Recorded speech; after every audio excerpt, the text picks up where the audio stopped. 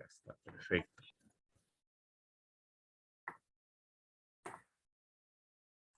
Sí, ya Muy está. bien, gracias. Vamos a conversar hoy día de un tema muy bonito y un tema que no solamente es bonito, sino que también genera mucha confusión en las personas.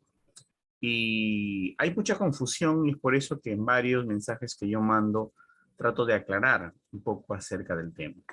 Y la aclaración es fundamental en lo que corresponde a algunos aspectos que no se toman en cuenta en consideración cuando uno habla de los diseños de investigación, especialmente aquellos que tienen que ver con el aspecto analítico. Y los diseños de investigación analíticos o explicativos, que le llaman algunos, tienen que ver con algunos grupos de comparación. Entonces, eso lo vamos a explicar ahora y vamos a definir primero las características principales con la cual se considera un diseño.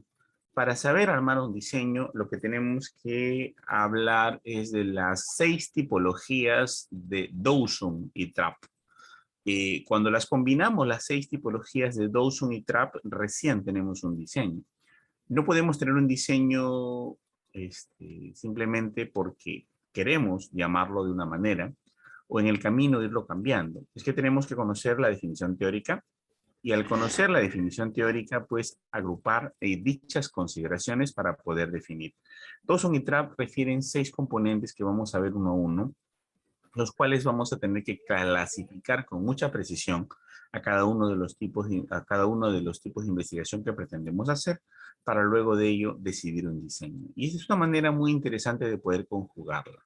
Son 6 categorías o 6 clasificaciones y cada una tiene la posibilidad de variar por 2 y una de ellas por 3. Entonces, habría la posibilidad, en el caso de que sean 2, ¿no? 6 por 6 serían 36 posibilidades, pero una de ellas varía en 3. Por lo tanto, la posibilidad es un 3 al cubo, un 9.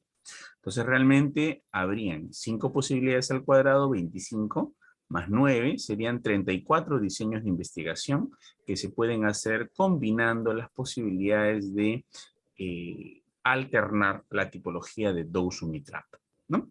En cuanto a esos 39 diseños de investigación, ya muchos conocen diversos de ellos: correlacional, estados y controles, cohorte, cohorte retrospectiva, cohorte ambipectiva, cohorte prospectiva. Podemos trabajar perspectivas históricas puras combinadas, ¿no? Pues podemos trabajar una sola cohorte, 2 cohortes, varias cohortes. Y podemos incluso hacer permutaciones y combinaciones con un mismo grupo de estudio antes y después o con grupos de comparación. Entonces, todo esto pues tiene que ver con una variabilidad muy importante en lo que es el manejo de los diseños de investigación.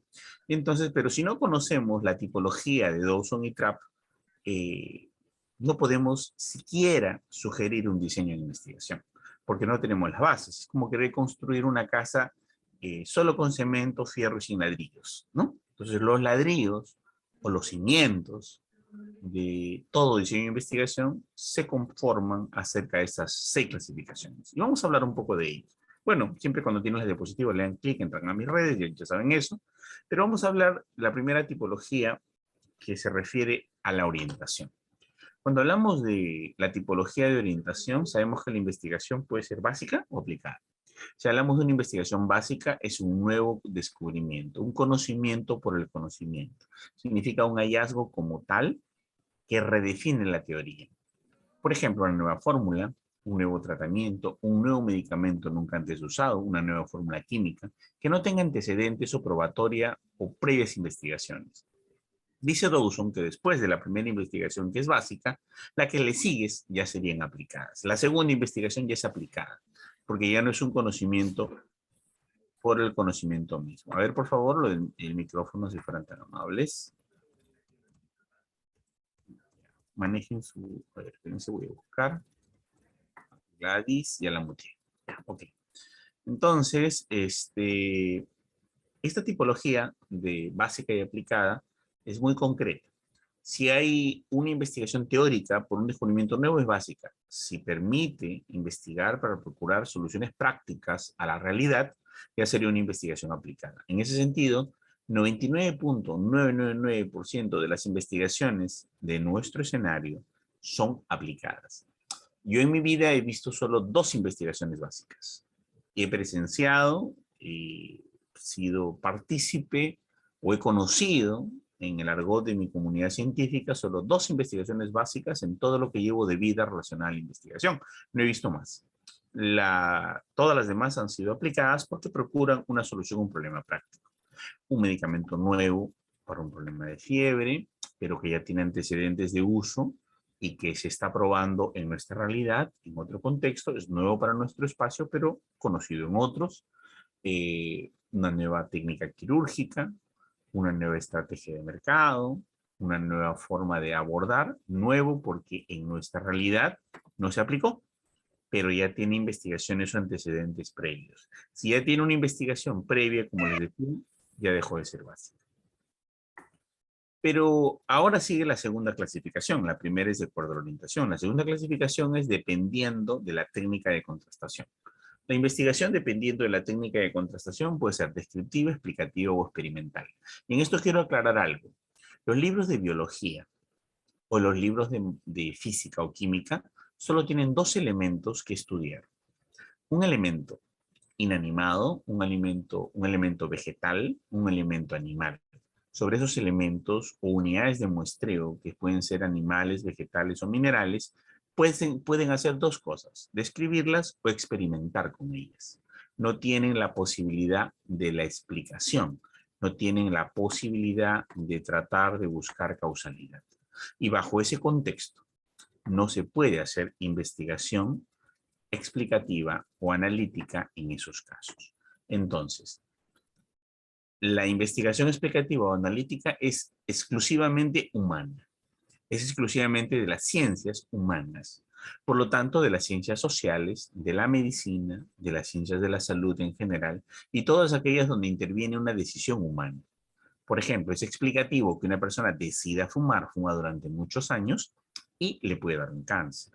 Es una decisión. Tú no estás describiéndola ni experimentando con la persona. No le vas a poner a fumar un cigarrillo durante 30 años y a ver cómo le dio cáncer. Entonces, lo explicativo o lo analítico es exclusivamente humano.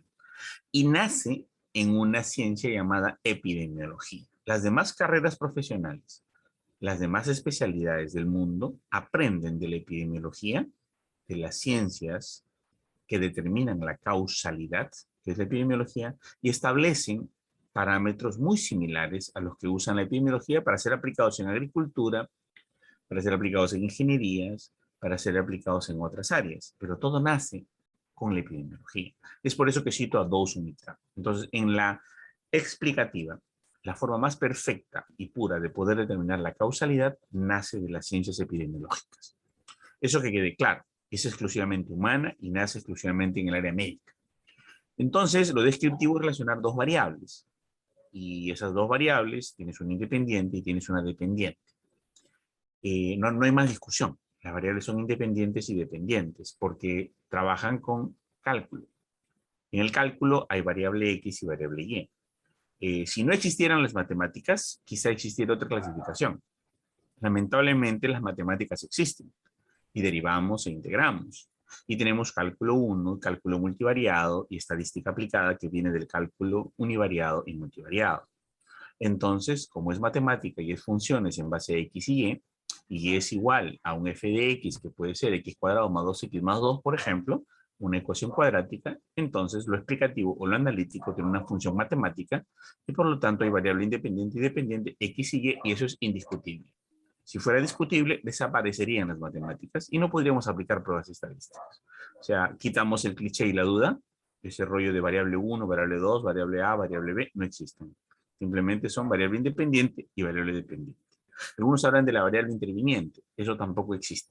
La variable interviniente no vendría a ser otra cosa más un sesgo de selección. Alguna variable que se te pasó, que no pudiste controlar, que altera tus resultados de estas 2 relaciones de variables. Y eso que quede claro también. Entonces, en estos variables intervinientes de sesgo de selección, podemos controlar como mucho 2 variables. Y para eso hay diseños como cuadrado latino, que te controla 2 variables, y el diseño de bloques aleatorios, que te permite controlar una sola variable. Si tenemos 3 variables intervinientes inmanejables, el estudio se cae al piso. Simplemente no tiene lógica ni tiene sentido. Entonces, los estudios explicativos, eso miden, una variable independiente y una dependiente. O más variables independientes. Pueden ser varias variables independientes, una independiente y varias dependientes. Pero no hay variables intervinientes, no hay variables confesoras. Ya, de esas debemos eliminarlas con criterio de homogeneidad muestral. Y finalmente, el estudio experimental. El estudio experimental que viene a ser, pues, una variable independiente y una dependiente, pero tú manipulas, controlas la independiente. Y también sufre efecto aleatorio en la selección de la variable independiente. Quiere decir que aquellos que van a ser sorteados en el grupo experimental tienen la misma probabilidad de ser elegidos que aquellos que van a ser sorteados para un grupo control.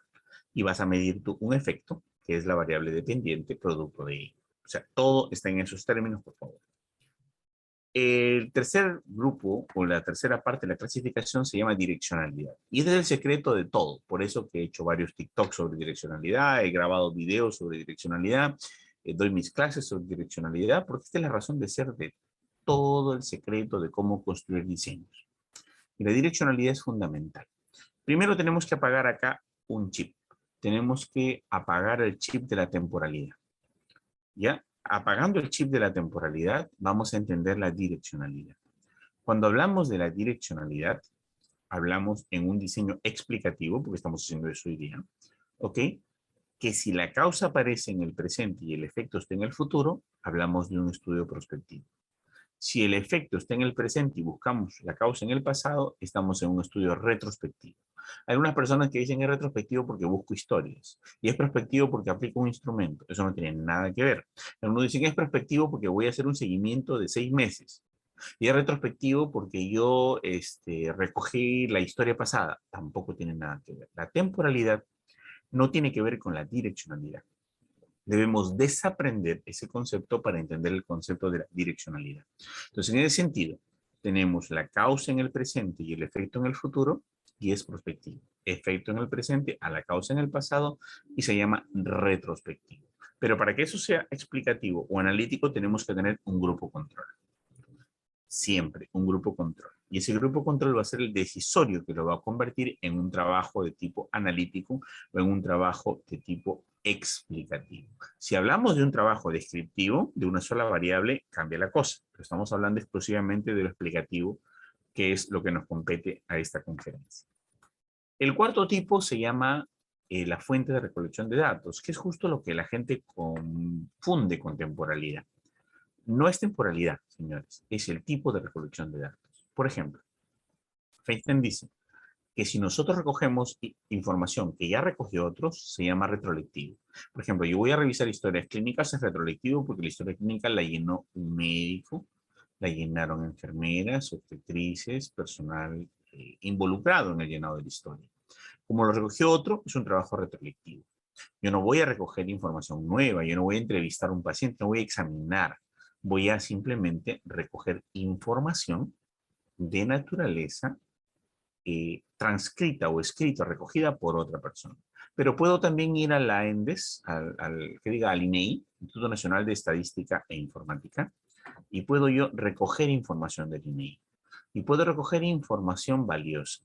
Puedo recoger información muy importante, como por ejemplo el último censo nacional que se aplicó en el Perú, y puedo ir gratuitamente allá o bajarlo de internet, la base de datos completa, y analizar pues las 33 millones de fichas, ¿no? Estuve analizando hace como 4 meses datos del censo, y para hacer cada cruce de variables más o menos se demora 2 días, 3 días, ¿no? Hay que tener muy bien planificado el análisis de los datos para no perder tiempo en vano. Pero también tú puedes conseguir o puedes bajar o descargar la encuesta demográfica y salud familiar, que vendría a ser la ENDES. Si vas a tomar la encuesta demográfica y salud familiar o la ENDES, son más o menos 40.000 encuestas, que ya recogió otro, el INEI, que tú puedes procesar y analizar. Eso es un trabajo retrolectivo. Una vez me preguntó un alumno si un trabajo retrolectivo es usar la base de datos de las encuestas que un amigo ha utilizado. Yo le respondí que eso no es un trabajo retrolectivo, eso se llama robo de información, apropiación ilícita de base de datos de una investigación previa. Es un delito, no es un trabajo retroactivo, por si acaso, es un delito, tal cual, no con propiedad intelectual y todo, así que eso no tiene nada que ver con lo retroactivo. Si me la regala y me la dona, tampoco sería, si te lo regalo o te la dona, sería plagio, porque no es información para tus objetivos. ¿Ya? Entonces eso hay que tener en cuenta que no se refiere a eso lo retroactivo. Se refiere a bases como historias clínicas, información de salud, base de datos del ministerio, base de datos del GISMIS, base de datos de lo que es Sistema de Farmacias Nacionales de IGEMIT, base de datos como el censo, las encuestas. Un ratito, alguien más sigue con el voy a ver quién es para poder apagar. ¿Ya? Si no nos interrumpe la conferencia. Chicos, por favor, si entran a la conferencia, apaguen su micrófono. Gracias. Entonces, lo retrolectivo es recoger información que alguien ya recogió. Y lo prolectivo es cuando yo voy a recoger por primera vez la información. Eso quiere decir que yo preparo un instrumento de recolección de datos, preparo un cuestionario, preparo una lista de cotejo, una guía de observación, y ese documento, esa ficha en blanco que yo hice, la voy a aplicar por primera vez. Nadie antes lo aplicó.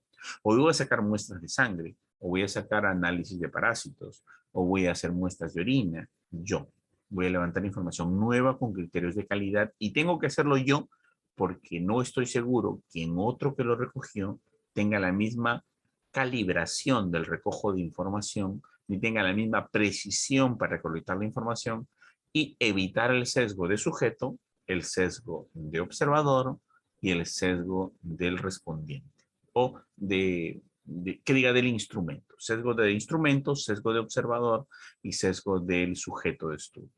Entonces yo me aseguro de eliminar esos sesgos y hago un trabajo proactivo.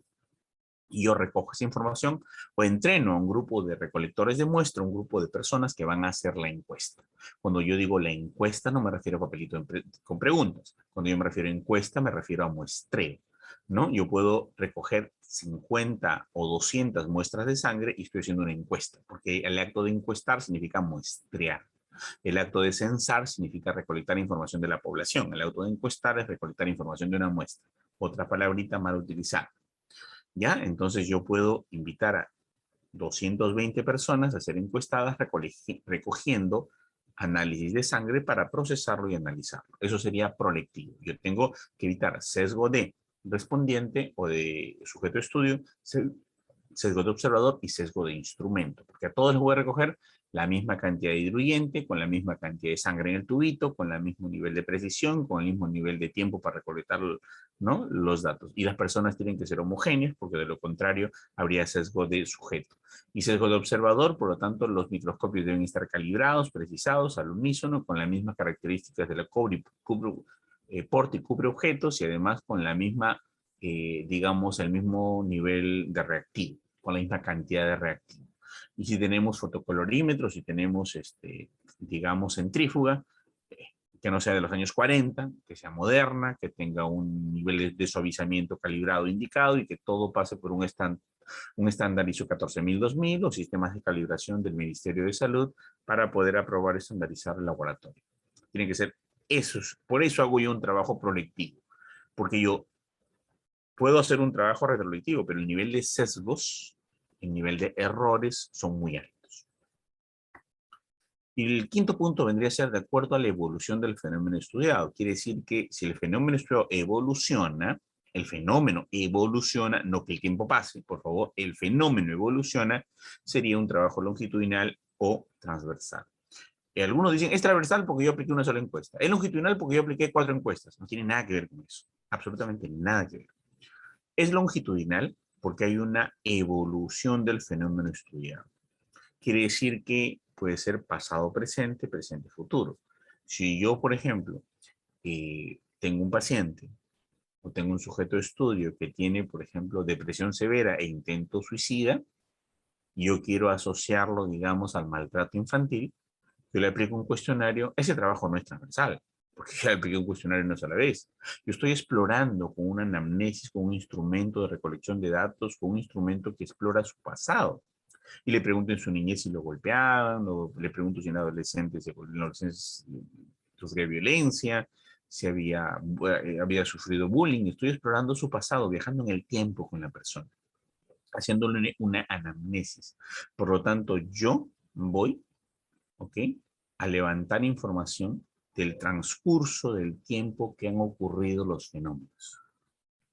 ¿Ya? Del transcurso del tiempo que han ocurrido los fenómenos. Por lo tanto, la variable mide en diferentes ocasiones los hechos, no que yo me traslado en diferentes momentos a medir el hecho. Hay que tener mucho cuidado, porque mide la evolución del fenómeno estudiado. Entonces yo tendría un trabajo longitudinal que por supuesto es retrospectivo, porque parto de la depresión y decisión suicida en el presente a buscar en el pasado su causa, que ha sido la violencia. Algunos dirían, no, eso no es longitudinal. Será longitudinal cuando compremos una máquina del tiempo y viajemos al pasado, lo cual es absurdo, ¿no?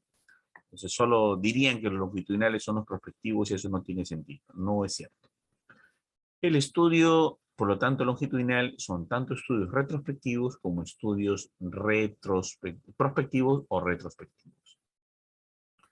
En cuanto al transversal, es cuando tomamos una foto en el momento y vamos a ver y analizar, por ejemplo, comprender una variable que puede coexistir sola o en simultáneo con otra en este momento. Por ejemplo, yo mido en una persona hoy dos valores. Yo mido, por ejemplo, si la persona tiene el azúcar elevada, pero también mido si tiene enzimas hepáticas elevadas. Yo no sé si sus enzimas hepáticas elevadas ocasionaron su azúcar elevada o si su azúcar elevada lograron subir su nivel de enzimas hepáticas. Yo solo sé que están coexistiendo. Yo solo le he tomado dos análisis de sangre que los he separado y los he analizado y voy a ver si están o no vinculados o relacionados. No, algo no pasó hace tiempo y algo no pasará después y no sé cómo lo irá después o cómo fue la causa en el pasado, ni qué ocurrirá como efecto en el futuro. No, solamente estoy asociando dos resultados de análisis de sangre para ver si las enzimas hepáticas están vinculadas o relacionadas con el nivel de azúcar que tienen. Ya se harán otros estudios longitudinales para hacer un seguimiento prospectivo o retrospectivo para determinar la hipótesis que me pueda salir de un estudio transversal. Por lo tanto, el estudio sí, de menos niveles el transversal y de más niveles el longitudinal, porque se eleva en la escala de los diseños de investigación. Entonces, eso hay que tenerlo muy en cuenta, ¿no? Entonces, el estudio transversal permite asociar variables coexistentes, ¿no? Pero no necesariamente determinar la causalidad. No tenemos claro si hay causalidad.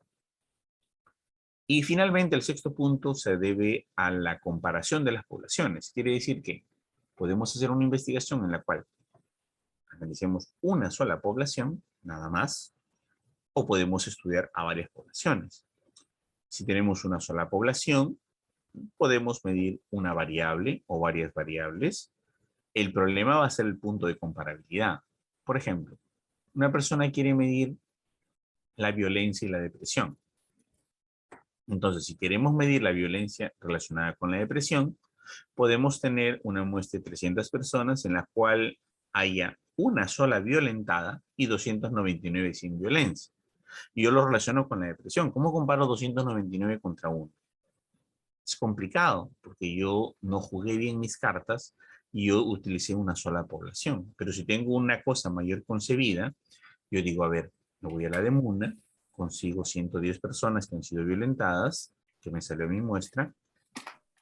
A ver, por favor, otra vez tenemos un micrófono prendido. Voy a tener que otra vez navegar y apagarlo. Ya que acaba de ingresar. Ya lo apagué. Muy bien, entonces tenemos dos grupos. Y tenemos un grupo de mujeres que están en la demuna que han sido violentadas y un grupo control que no ha sufrido violencia, pero que tienen los mismos criterios de inclusión, exclusión y eliminación que ese grupo que sí ha sido violentado. Eso quiere decir que tengo mujeres de la demuna y mujeres que no son de la demuna, pero no las voy a medir de Miraflores, no las voy a medir de otro distrito, o las mujeres que yo encuentro en la Plaza de Armas. Tienen que ser procedencia, edad, religión, condiciones socioeconómicas gemelas, similares a las del grupo que estoy encontrando de mujeres violentadas, porque no deben haber variables intervinientes que contaminen el resultado, porque ya les dije que eso es un sesgo. Entonces yo voy a tener un grupo caso, que son mujeres violentadas, un grupo control de mujeres no violentadas con las mismas características. Un profesor mío decía algo muy interesante. Cuando yo estudié esto, decía, conseguimos a la muestra y a la vecina de la muestra, ¿no?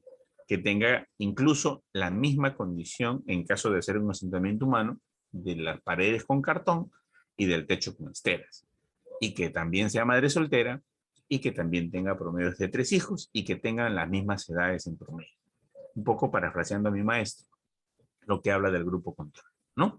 Entonces, la idea es de que tenemos que tener el grupo de pareo. Significa que el grupo caso se parea, el grupo cohorte se parea, el grupo experimental se parea. El grupo que se compara tiene que ser un grupo pareado. Y por eso que hacemos un trabajo comparativo. Es mejor hacer un comparativo, es una escala de mayor nivel que el de descriptivo. Y para eso, pues, armando todas estas condiciones que han visto ustedes previamente, empiezan a concebirse con los diseños descriptivos. Entonces, ¿qué digan? Y los diseños pueden trabajarse de diferente manera. Combinando todo lo anterior, tenemos diseños entre 2 o más grupos, en un solo grupo con 2 o más ocasiones, de un grupo con diferentes circunstancias y con muestras de otros estudios incluso. Podemos tener, a grosso modo, como lo llaman las clasificaciones de los libros en general, relacionales post facto, algunos explicativos transversales, explicativos comparativos retrospectivos, explicativos comparativos prospectivos y factoriales. Estos son términos genéricos. Y ahora vamos a ponerle su nombre propio. Y vamos a empezar a analizar un poquito por ello. A ver. Ya le apagué el micrófono a Miguel. Ya está. Muy bien. Entonces, vamos a continuar. El primer diseño, el más, diríamos débil, el más pobre de los diseños explicativos, es el diseño correlacional. ¿Por qué pobre? Porque este diseño solo se puede hacer en algunas ocasiones. No se pueden hacer en todas las ocasiones. Cuando alguna persona dice, a ver, ya tengo elijo qué diseño, decido yo. No, no, no, no, señores, no hay decisión acá. El problema que tienes tú ya tiene un diseño. Tú me dices tu problema, yo te digo el diseño de rebote, automáticamente. ¿Por qué? Porque el problema que has elegido solo tiene un diseño, no tiene otro. Porque además tienes que aplicar las estrategias Finder para decidir si el diseño de investigación que has elegido te hace que tu problema sea factible, que sea innovador, que sea novedoso, ¿no? Importante, interesante, novedoso, que sea ético, ¿no? Es muy importante esas condiciones porque de lo contrario no podríamos estar hablando de un diseño de investigación válido. Entonces tenemos que aplicar las estrategias Finder para decidir un diseño. O sea, no hay otro, no hay otra forma. Un alumno decía, a ver, yo quiero hacer un trabajo donde la violencia infantil de los padres se relaciona con el rendimiento académico. Y quiero hacer una cohorte, profesor. Ah, qué interesante. A ver, explícame tu cohorte. Mire, a ver, los padres los golpean a los niños. Yo los encuentro en primer año de secundaria. Entonces voy siguiéndolo durante un año entero a ver cómo los van golpeando durante ese año y a ver cómo van bajando las notas hasta el final de año. Y le pregunté, ¿y te parece ese trabajo ético? ¿Cumple con los parámetros éticos o es casi un trabajo hitleresco alemán tipo de la Segunda Guerra Mundial? Si están golpeando al niño mientras tú haces el estudio, tú haces una denuncia o lo llevas un caso a un familiar para que se ejerza una denuncia. No, no se puede hacer porque simplemente quiero hacer mi tesis. No sería ético.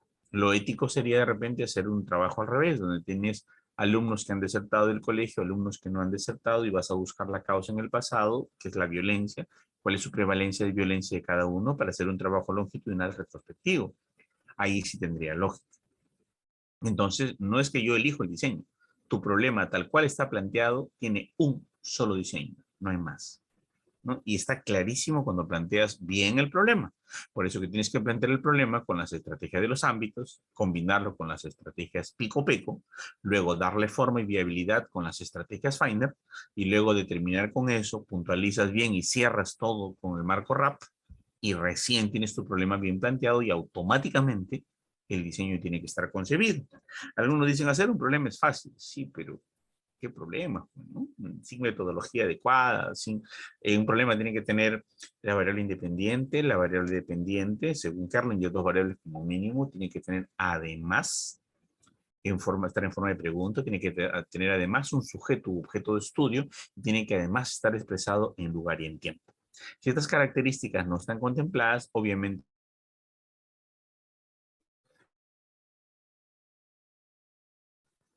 lo que es la población, ¿ok? La intervención o la exposición, el comparador y el outcome, la variable dependiente. Y además agrégale la factibilidad, lo innovador, lo novedoso, lo ético, todo lo que tiene la estrategia Finder. Y además agrégale la redacción y la estructura con los conectores lógicos de causa adecuados de la estrategia RAP. Una vez que tengas todo eso, ya tienes un problema bien planteado. Entonces ahora ya puedes decidir automáticamente qué diseño tiene. En el diseño correlacional, por ejemplo, tienes una muestra. Ya, tienes esta muestra.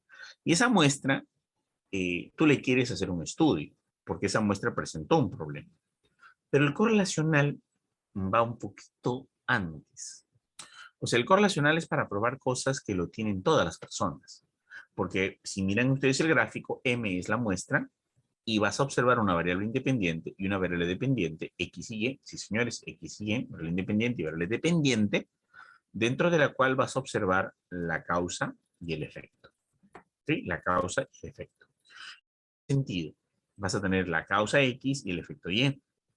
Pero la característica para un diseño correlacional es que tu muestra tenga ambas variables.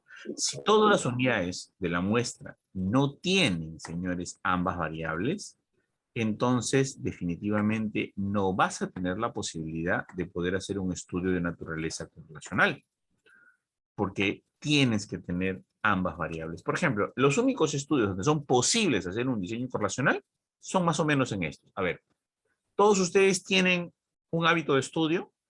Sí, sí, sí. Yo tengo un hábito de estudio. Estudio el día del examen. Horas antes. Ya, perfecto. Tú, no, yo estudio diario. Tú, no, yo no estudio. Es un mal hábito, pero sí sigue siendo un hábito. ¿Todos tienen una nota? Sí, tengo una nota porque estudio en la universidad. Ah, ya, perfecto. Si cada uno de ustedes, cada una de las unidades muestrales tiene una nota y cada una, o sea, una calificación, y cada una de las unidades muestrales, además de tener una calificación, tiene un método de estudio, entonces todos tienen diferentes métodos de estudios y todos tienen diferentes notas. Entonces, como todos tienen ambas variables, se puede hacer un diseño correlacional. Porque además no tengo muy marcado el problema, porque no he avanzado en la escala evolutiva de los diseños de investigación para tener algo más concreto. Yo estoy con dos variables entre nebulosas porque su causa probatoria todavía no está definida. Entonces yo empezaré haciendo estudios del más bajo nivel analítico que se llama el diseño correlacional, pero no por eso deban ser los menos útiles. En el mundo, como les explicaba yo a mis alumnos, el diseño correlacional se hace en menos del 0,1%. En el Perú se hace por si acaso en el 90% de los casos. No sé por qué, si porque se ha concebido mal el diseño correlacional o simplemente se aplica mal el diseño correlacional. Pero en el mundo entero el diseño este es muy escaso, tan nulo como el diseño 4 grupos de estudios de Solomon, tan poco frecuente como el diseño cuadrado latino, ¿no? Entonces, así poco frecuente es.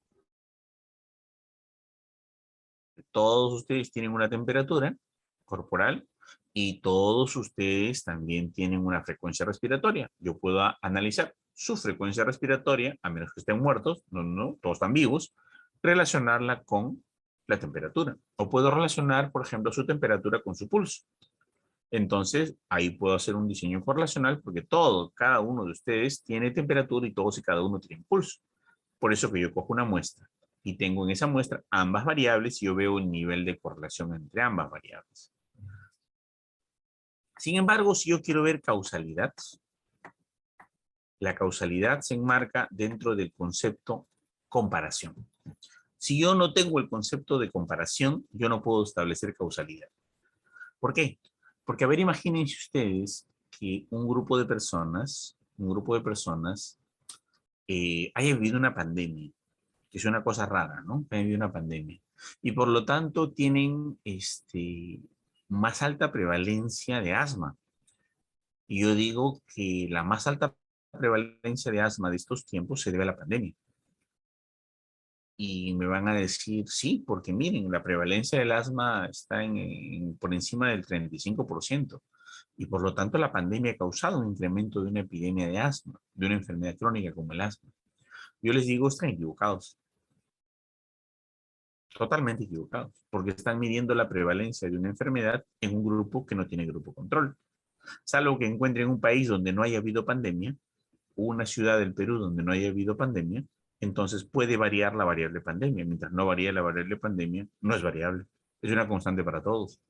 No podemos decir que la pandemia causó mayores niveles de asma, salvo que comparemos con un grupo antes de la pandemia o con un grupo control que no tuvo pandemia. Hay que tener muy claro eso. Entonces yo tengo que establecer dos grupos de control. Un grupo donde voy a medir la exposición o el caso, y un grupo donde voy a medir eh, la no exposición o el no caso. Por ejemplo, aquí tengo yo una muestra 1, en la cual este grupo tiene T de cobre, la muestra 2 no tiene T de cobre. Y yo voy a observar y voy a medir la prevalencia de un problema. Esa prevalencia de problema o enfermedad se llama vaginosis bacteriana.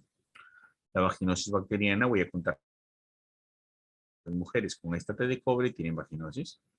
¿Qué porcentaje de las mujeres sin? A ver, imagínense ustedes que yo encuentro que las mujeres con T de cobre, el por ciento tienen vaginosis bacteriana. Pero las mujeres sin T de cobre, el 40% tienen vaginosis bacteriana. Ah, ya, perfecto. Las que tienen T de cobre tienen 40% más prevalencia que las que no tienen T de cobre de esta patología que yo quiero analizar, que se llama vaginosis bacteriana. Si yo comparo las diferencias cuadrado, encontraré que existen diferencias estadísticamente significativas. Y, oh, maravilla, el cobre incrementa el riesgo o causaría la vaginosis bacteriana.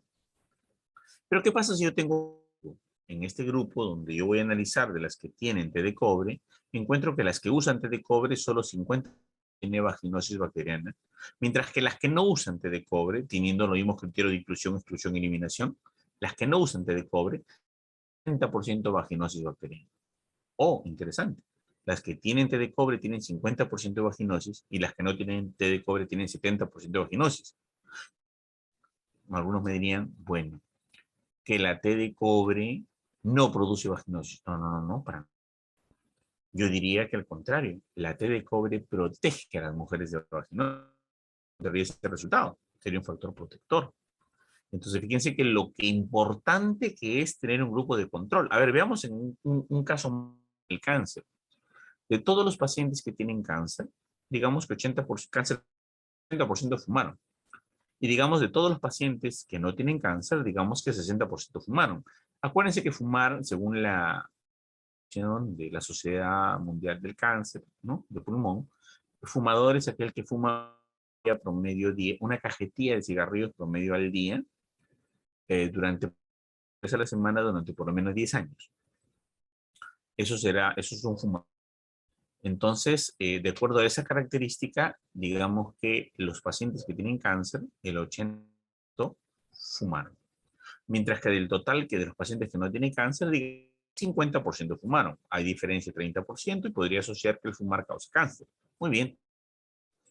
Pero ¿qué tal si de todos los que tienen cáncer, 50% y de los pacientes que no tienen cáncer de pulmón, 70% fumaron?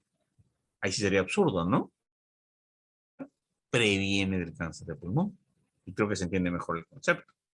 Es importante tener un grupo de control, porque si no dirías, oye, mira, la prevalencia de fumadores en pacientes con cáncer es 40%. Y es gran. Ya causa cáncer. ¿Y qué tal si es 50, 55, 60, 65, 35, 32? Lo que digas vas a decir, porque es tu tesis y tienes que defenderla, pero sin evidencia. Por lo tanto, tienes que tener un grupo control para evidencia de causalidad. Por eso que el modelo se llama causal comparativo. ¿Ya? Y para el modelo de causalidad, señores, siempre tenemos que tener en cuenta el concepto de la variable independiente y la variable dependiente Y.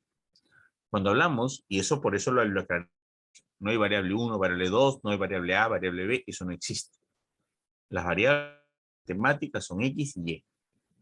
Todos los libros de cálculo son X y Y. Cálculo 2 y estadística, las variables son X y Y. A menos que se trabaje en ámbito fuera de las matemáticas, no hay otra cosa. X y Y son variables construidas teóricamente. En ese sentido, X y Y son variables que necesitan de indicadores o subvariables que las reconstruyen. Por ejemplo, si acá tengo Y vendría a ser, digamos, depresión, unos 25 síntomas que me aseguran que esto es depresión. Si X es,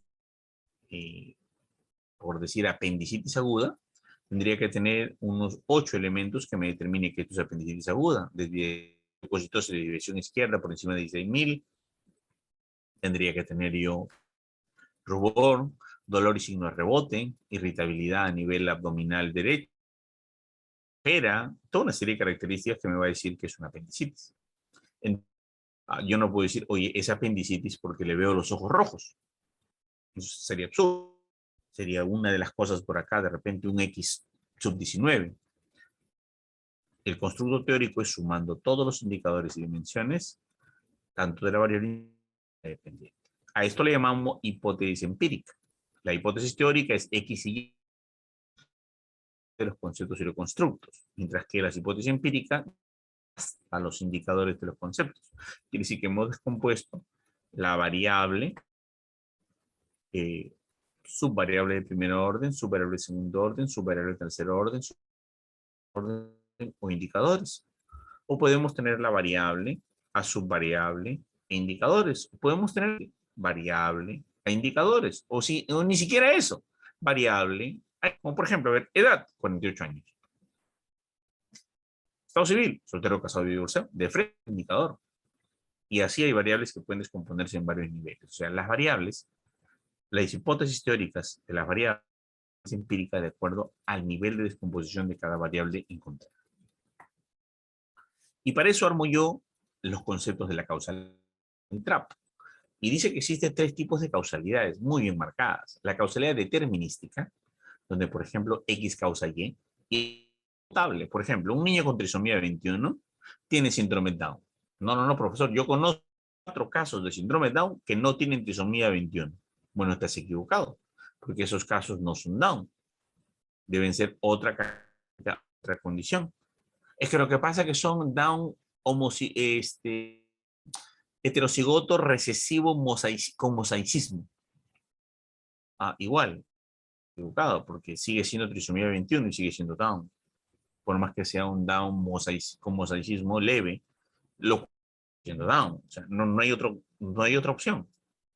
No, pero es un Down un poquito, o sea, sí, por el mosaicismo, pero sigue siendo células que genéticamente tienen 47 cromosomas, mientras que, digamos, 20 o 30% de su cuerpo sí tienen 46, ¿no? Entonces, sí hay un determinismo. La situación se le llama causalidad determinística cuando la causa es necesaria y suficiente para el... Quiere decir que la configuración del mundo está determinada por la configuración anterior. No hay otra opción. O sea, el mundo, la variable dependiente existe, solo si la variable independiente existe. Eso es determinismo. Y esto se ocurre básicamente cuando el nivel de significancia tiene un P menor de 0.0001. Un P menor de 0.001 decimos que hay determinismo. Pero podemos tener un P menor ya no con 2 ceros, sino con uno solo. P menor de 0.0 más. Ese nivel de significancia también muy bueno. La anterior era altamente significativo, ahora vamos a hablar del muy significativo. Y esto se da por la causa suficiente, pero no, o la causa necesaria, pero no suficiente. Por ejemplo, si una persona le da amebiasis, o sea, se contagia de ameba, a algunas personas no le pasa nada. A algunas personas les da amebiasis, ¿no? Con la famosa ameba come cerebro, han visto ustedes anteriores de la pandemia. Entonces tienen que, pues, se contagian de amebas, tienen amebiasis, pero otros no desarrollan la enfermedad y tienen problemas de piel, tienen problemas de sistema inmunológico y les da psoriasis, o tienen problemas de alergias, o tienen laceraciones de la piel, exantematosas, temas, etc. Incluso neumonía a causa de amebiasis, que diga de la ameba, pero no necesariamente la amebiasis como patología de parasitosis cerebral, como tal. Entonces, esta la amebiasis, pero no solo causa la amebiasis, puede causar otros efectos. Causa necesaria, pero no suficiente. O podemos tener que la deficiencia de hierro causa anemia, causa suficiente, pero no necesaria. Por ejemplo, yo nunca he comido hierro, no sé si hay gente que cuando uno viaja a otro país y busca morcilla relleno, la gente te queda mirando un poco raro, ¿no? Porque no la comen en casi ningún país del mundo. Creo que existen 2 o 3 países donde se come sangre. Uno de ellos es Perú, ¿no? Por eso que hemos salido en un programa de la televisión muy interesante, Nat Geo, que nos muestra como un país algo diferente, ¿no? Nos comparaban con la Transilvania ancestral. Y es un muy bonito, búsquenlo en YouTube, por favor. Se llamaba Países Vampiros, ¿no? Entonces, en este documental nos muestra cómo en el Perú sí se come sangre. Incluso presidente hace muy poco daba sangre para que la gente se recuperara de la anemia.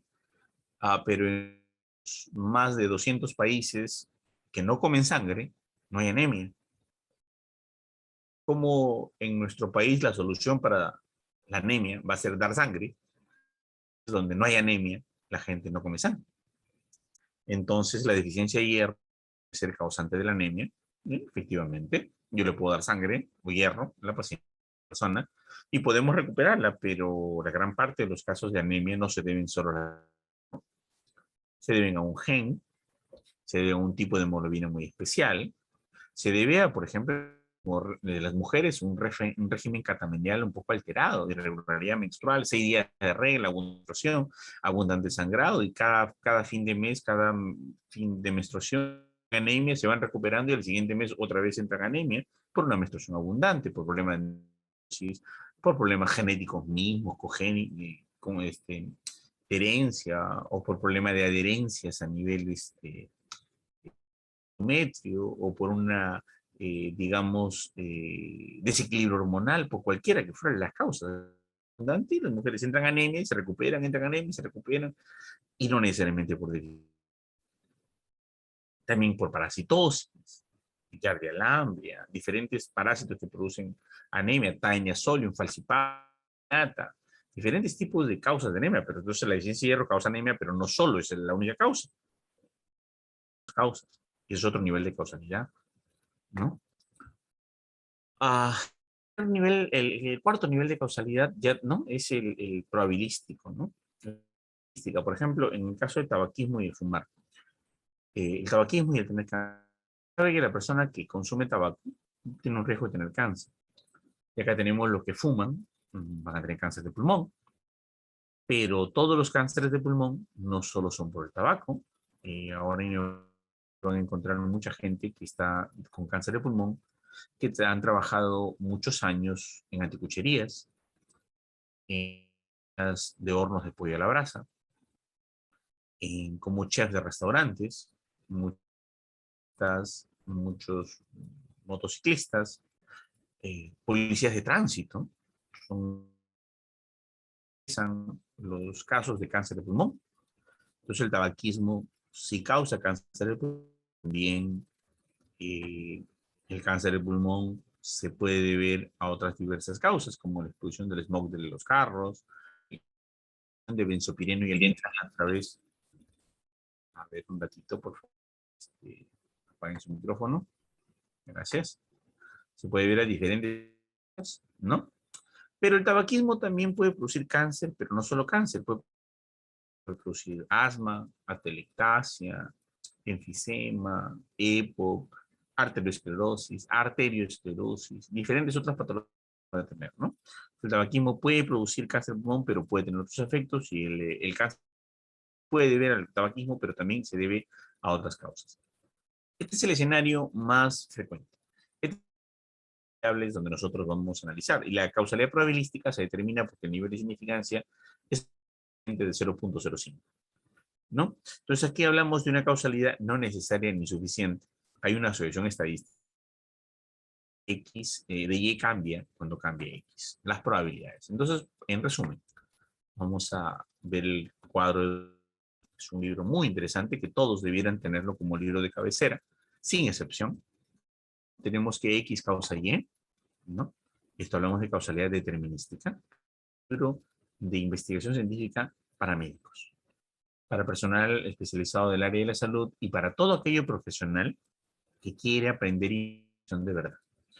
Hay otros libros de otros autores que son periodistas, muy famoso, hecho por un periodista, que es muy famoso simplemente, pero para saber investigar, Trap, Canales, Pineda y muchos otros, ¿ya? Entonces, X causa Y, causalidad determinística, no hay otra opción, y no hay ninguna otra posibilidad. X causa Y, pero además tiene X otra causalidad suficiente, pero no necesaria. X causa Y, pero además tiene otra causalidad necesaria, pero no suficiente. Causalidad probabilidad causa Y, pero también tiene otros efectos, y Y también se puede ver otras causas. Esta es causa no necesaria ni suficiente, pero una relación estadística donde P de Y de X es mayor que la probabilidad de P de Y de no de X. En este sentido, si tenemos una significancia menor de 0,0, hablamos de causalidad determinística. Una significancia menor de 0,01 con un solo cero, pero no necesaria, o necesaria pero no suficiente. Y hablamos de causalidad probabilística solamente cuando el nivel de significancia de P es menor de 0,0. Profe, si hay un valor de P mayor de 0,05, no hay causalidad. Pues no, simplemente no hay nada. Y vamos a ver ahora un poquito de los estudios de causa-efecto. De todo. ¿Sí? Habíamos visto que había un diseño explicativo correlacional que no estamos estudiando ahorita, porque es muy simple, muy básico, muy elemental. Estamos hablando del diseño causal comparativo. El diseño causal comparativo estamos explicando y comprendiendo, analizando, meditando por qué estudio la causalidad comparando. Del teorema de la causalidad, que existen diferentes tipos de causalidad, como son la determinística, necesaria pero no suficiente, o no necesaria ni suficiente, que es la probabilística. Esto nuestro diseño tiene que tener dos grupos, una población y una población 2. Por eso se llama causal comparativo. Y eso estamos explicando. Un tiempo temporal T sub 0 y acá un tiempo temporal T sub 2. En un tiempo inicial T sub 0 hay un grupo de causa. Y en el grupo no va a existir la causa. Es un control. Entonces acá tenemos en este grupo que tiene la causa, evoluciona con el tiempo y ya no tendrá la causa, pero consecuencia. Este grupo control nunca tuvo la causa y vamos a medir esa misma posible consecuencia. Y la consecuencia que yo establecí en mi constructo hipotético deductivo se mantiene estadísticamente significativo en este grupo que tuvo la causa versus este grupo, la prevalencia o no del efecto. Por ejemplo, en este primer caso tenemos fumar. Este grupo fumó 30 años, esperamos acá que aparezca cáncer de pulmón, pues acá nunca fumó, pero son clones de los anteriores, hay un pareo, criterios de inclusión, exclusión y eliminación similares. Este grupo de acá jamás fumó, y 30 voy a mirar, analizar, hacer biopsias, hacer rayos X, hacer muestras, mirar, identificar y ver si existe la misma prevalencia de cáncer de pulmón de aquellos que sí fumaron. Mi resultado será esperanzador si yo encuentro mi hipótesis, pero también es un buen hallazgo a demuestra. Decir que fumar sí es causa del cáncer de pulmón o podré decir que no es causa de cáncer de pulmón, y eso ya es un gran hallazgo. Y para tener un grupo control. Entonces, el primer diseño de esto que estamos hablando es un diseño de tipo retrospectivo. Se nos movió un poco la llama. El diseño de tipo retrospectivo es un diseño en el presente a la causa en el pasado, es el de casos y controles. Por ejemplo, acá tenemos ya pacientes con cáncer de pulmón, casos sanos. Y vamos a medir su causa en el pasado, que es la prevalencia de haber fumado. Pues empresas quebradas, empresas no quebradas, vamos a ver en el pasado, sobreendeudamiento, por ejemplo. Acá podemos tener plantas que han muerto o se han perdido las cosechas, y acá plantas que no han perdido las cosechas a la misma altitud, la misma condición, y acá que es por la cercanía de relaves mineros. ¿Ok? Es un análisis de tierra, concentración de ciertos minerales. Acá no. Verás también el análisis de tierra para la concentración de ciertos minerales, y si tú pruebas tu teoría, es que acá de concentración de ciertos minerales como cadmio, plomo, oro, y acá no. Y así con controles, ¿no? Mujer violentada, mujeres no violentadas, a buscar en el pasado si es que existe un problema de autoestima. Así tenemos casos y controles. Por lo tanto, un casos y control es un estudio, volviendo a la teoría que hemos analizado de los 6 tipos de diseño, de 6 tipos de Dawson y Trap, aplicado, explicativo, retrospectivo, comparativo, longitudinal, proyectivo. Casos y control serían aplicado, explicativo, retrospectivo, comparativo, longitudinal y proyectivo. Entonces, así terminando los 6 escenarios de Dawson y Trap, los 6 tipos de Dawson y Trap, el estudio de controles. Repito, aplicado, explicativo, retrospectivo, comparativo, longitudinal. Ahí están los 6. Y si no tengo eso, no podré tener un diseño de casos y controles. No lo tengo visualizado. Y si no establezco Finder, no puedo ver si es ético, si es importante, si es factible. La perspectiva histórica. El nombre de este estudio también se le llama cohorte retrospectiva. Pero ¿por qué no uso el término cohorte retrospectiva? Porque los autores, así como podemos llamar a alguien Juan Pérez, pero realmente es su nombre más ideal que le llama perspectiva histórica, porque el término retrospectivo está mal usado, tiene un sesgo. Entonces le vamos a llamar perspectiva histórica. ¿Por qué? Por lo siguiente, miren. Digamos que hace 10 años, estudiantes universitarios empezó a consumir una bebida cero. Y hace 10 años otro grupo de estudiantes con esa bebida. Los he seguido durante 10 años. Yo voy a tener problemas de insuficiencia renal. Problemas de insuficiencia renal en esos estudiantes que durante 10 años han consumido una bebida cero, una bebida light, como quieran llamarla. Entonces yo voy a buscar a una red, ¿no?, de bodegas donde yo les voy a pedir, ¿no?, de la universidad, que pagan a través de un sistema de crédito o por tickets, donde se registra su DNI, por ejemplo, en la PUC, en la Pacífico, en la Cayetano, o en otras universidades privadas. Tú tienes un código y cada que compras te registran con el código. Incluso te pasa la deuda a tu mes si quieren, desde la bodega o la tienda o el lugar de consumo, eso pasa a tu sistema de crédito personal. Entonces está registrado qué consumes. Entonces voy a la y busco los alumnos consumidores de bebidas gaseosas durante mucho tiempo, durante por lo menos 5 años de la universidad, ¿no?, y veo que siguen siendo bebedores de este tipo de gaseosa, y continúo siguiéndolos hasta 5 años más. Y este control nunca bebió, pero si los encuentro ahora y veo que son bebedores los voy a quitar del estudio. Solo elegiré a aquellos que no la beben. Sigo durante el periodo de 10 años, ¿no? Y entonces yo analizaré en el momento de hoy para ver su prevalencia.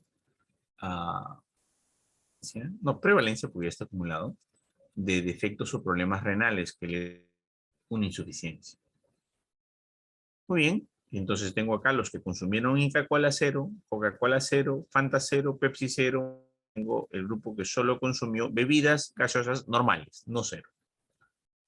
Y entonces, problema de insuficiencia renal. Entonces, la causa está en el pasado, el efecto está en el presente.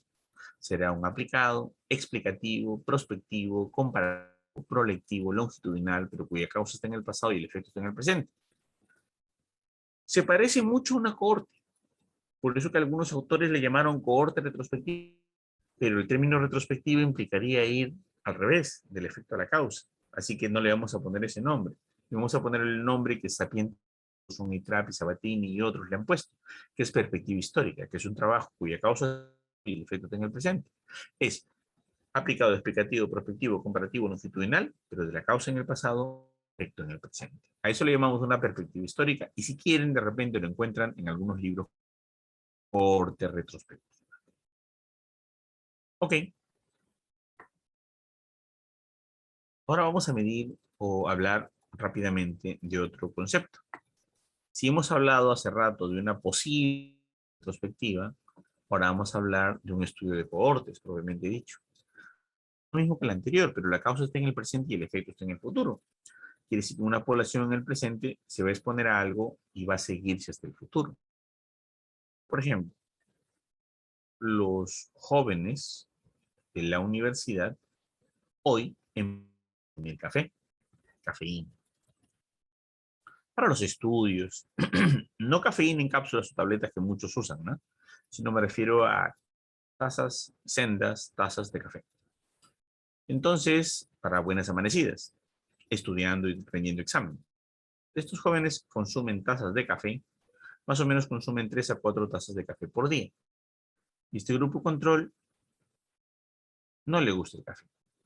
Yo quiero ver si en el cabo de 5 años de carrera o 6 en caso de medicina, se desarrollan lesiones premalignas gástricas por el café. Y algunos dirían, pero profe, el autor del café es bueno, es natural, pero nadie es una leguminosa verde que se seca al sol y que ha sido sometido a una tostadora para semi quemarlo, hollín en su superficie, y ese hollín en su superficie se va moliendo, se sigue tostando, moliendo, y tenemos un hollín delicioso, de buen aroma, y el hollín es tu café, o sea, es benzopireno puro, y alquitrán. Benzopireno con alquitrán en una cosa triturada, exquisita y natural, pero cancerígeno, a fin de cuentas. Entonces, pues, la prevalencia del cáncer en los que consumen de café, cáncer gástrico, versus donde no consumen café.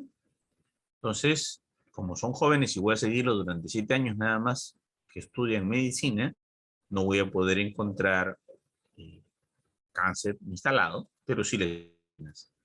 Entonces, aquí ellos empiezan a tomar café, cojo a los estudiantes que acaban de ingresar a la universidad y los sigo durante 7 años y les hago una biopsia de entrada, ¿no? Estomacal, les hago pues un análisis, ¿no? Y le hago un seguimiento haciendo el mismo análisis hasta los 7 años posteriores. Si alguno de ellos, digamos que asumió una conducta diferente, se sometió a otro tipo, se fue a vivir al lado de una mina, o tiene otro tipo de condición genética que se haya demostrado o encontrado porque sus padres también tienen cáncer gástrico, serían excluidos del estudio, porque acuérdense que toda población debe ser homogénea. No pueden haber variables intervinientes ni el tema tener una variable tan grande. Entonces, consumidores de café, no consumidores de café, ingresantes a la universidad en el 2000, seguirlo por 7 años para hacer biopsia al cabo de los 7 años y ver el surgimiento premaligna de cáncer estomacal. ¿Qué espero encontrar? Que los que consumen café más o menos desarrollen un 60-70% de lesiones premalignas cancerosas estomacales. Así que el cáncer de estómago es el número 1 en el Perú. ¿Ok? Y tenemos un grupo control de consumidores de café para analizar si hay lesiones premalignas. Los defensores del café tienen una enorme esperanza de que los que no consumidores de café tengan la misma prevalencia de lesiones premalignas cancerosas estomacales que los consumidores de café, porque el café es natural. Sí, señores, la cicuta también es natural, también el veneno de avispa, también el veneno de escorpión, también el veneno de los ofidios, también es natural, y el cianuro también, ¿no? ¿No? La amapola y todo es natural, pero no significa que por ser natural sea bueno, ¿no? Entonces hay que tener en cuenta esas cosas. Y por eso que un investigador tiene que tener la mente abierta de poder estudiar lo común, que hace algo diferente en un efecto que nadie pensó. Curiosamente, somos número 1 en cáncer gástrico. Y es el primer cáncer de las vías digestivas que tenemos nosotros en el Perú. Y establecemos la tasa por encima de diferentes países de Latinoamérica. Tasa, he dicho, ¿eh? No casos totales. Entonces, señores, acá esta cohorte. ¿Qué puede ser, por ejemplo, las mujeres que se ponen té de cobre y este grupo que no se pone té de cobre en el presente, y vamos a ver si en el futuro, que puede ser en 3 meses, 20 años, desarrollan vaginosis bacteriana. O este grupo, ojo, como no es un experimento, tú no le has colocado la té de cobre. Va a un centro de salud de cobre y tú solo la sigues y la analizas, ¿no?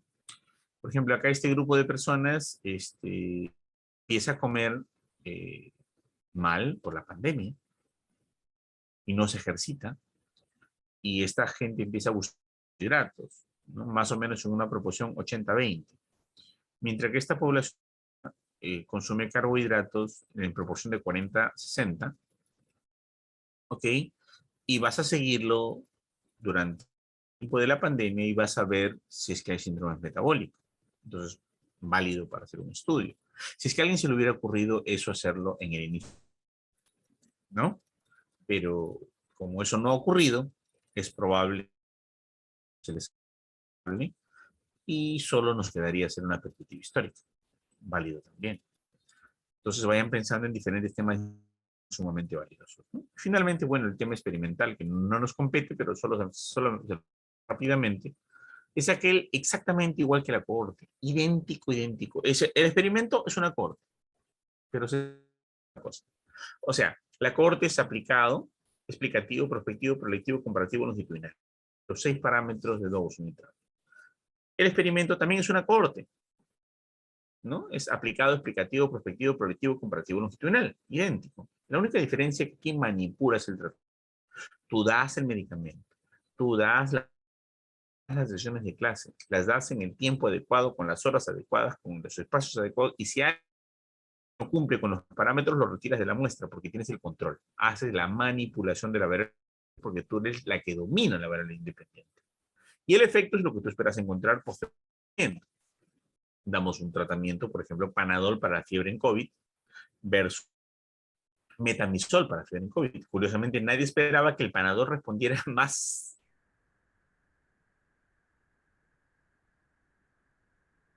que eso tuviera una respuesta muy superior. Pero bueno, los experimentos que se diseñaron indicaron de manera interesante cómo pues tenía ese efecto, pero por eso tenías que paracetamol sortear al grupo control de los que recibían el metamizol. O hacerle un seguimiento por el tiempo que estuvieron hospitalizados, ¿no? Y ver cómo evolucionaba la fiebre o el manejo residual de la fiebre en ellos, ya que no había otro tratamiento. El trabajo en Perú se puede haber hecho muy interesante con diferentes antipiréticos. En Estados Unidos u otros países, porque ahí usaban ya tocilizumab y remdesivir desde 6 meses o 4 meses algunos después de la pandemia como tratamiento alternativo y comprobado con nivel de evidencia 3 o 4, no más allá. Bien, señores, tú haces la manipulación de las variables y algo que quiero dejar en claro, todos los estudios, todos tienen asignación aleatoria. Quiere decir que todos los integrantes de la población tienen que ser elegidos para corresponder al grupo caso y al control. En el caso, seleccionarlos como muestra, porque ya sabemos qué población es de los casos, qué población son de los controles. En tratamientos, pero todos están enfermos de algo. Exactamente de lo mismo, con la misma características. En uno prueba un tratamiento, en otro tratamiento. Aquí se refiere a asignar aleatoriamente quién es experimental y quién recibirá el tratamiento control. Ahí es la diferencia. Bueno, mis redes sociales nuevamente, se le va a pasar la diapositiva por el canal. Y bueno, gracias por su participación. Ojo, hemos hecho una introducción muy sutil, muy somera, muy superficial de los diseños. Se dicta en unas 6 sesiones durante 2 meses más o menos, porque es mucho más profundo y hay mucho más variaciones al respecto. Como una pincelada, haber abordado lo que les interesa a ustedes. Gracias por su atención. Si existe alguna pregunta, su participación. Muchas gracias, doctor, por la ponencia. Quizás podemos dar 10 minutos para una ronda de preguntas por parte de los asistentes.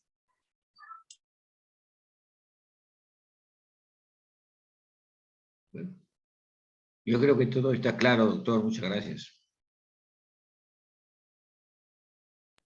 Gracias, doctor Puel.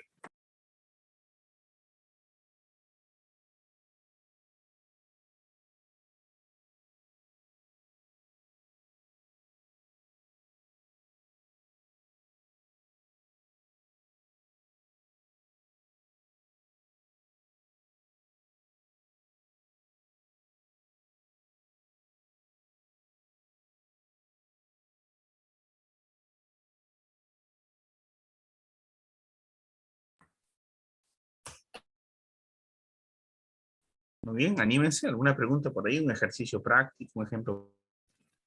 algo que necesiten, alguna consulta de sus tesis, dudas eternas.